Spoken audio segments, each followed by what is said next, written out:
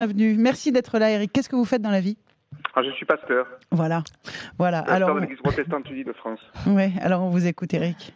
Mais, je vous écoute depuis tout à l'heure et c'est vraiment très intéressant. Et j'ai noté trois choses qui me parlent. D'abord, j'ai entendu le mot caché et j'ai trouvé que je me demandais comment ces enfants pouvaient faire pour vivre autant cachés toute une vie. Et j'imagine les dégâts psychologiques que ça doit faire. Et pour moi, c'est quand même quelque chose de terrible, quoi. Eric, moi, j'ai des enfants et alors voilà, ils sont contents d'avoir un papa, quoi.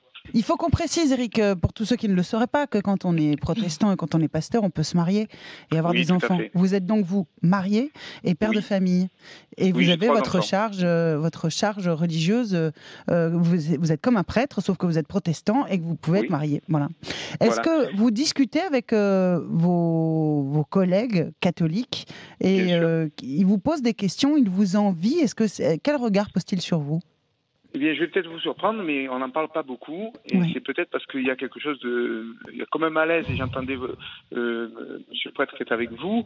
Et je suis étonné qu'il entende parler depuis si peu de temps de ça. Mais je pense qu'il doit y avoir dans les pastorales une difficulté d'en parler parce que ça remet tellement de choses en question, d'oser dire qu'on est papa, qu'on a dans le milieu de la prêtrise et dans le milieu de l'Église catholique, que ça remet tout en cause. C'est-à-dire que si on sait que on ose dire à ses collègues qu'on est papa, ça veut dire qu'on remet en cause tout le principe du célibat. Donc il y a une peur, j'imagine, derrière. Et quand on en discute, moi, avec les prêtres que j'ai comme ça, c'est rare. Enfin, je crois que je n'ai jamais eu une discussion sur ce sujet-là, même s'ils me demandent comment vont mes enfants. Mais je ne sais pas si eux en ont. Ça, c'est vraiment... Alors Eric, est-ce que vous avez l'impression, je parle techniquement parlant, d'assumer moins correctement votre charge parce que vous partagez votre amour pour le Dieu avec une femme et des enfants?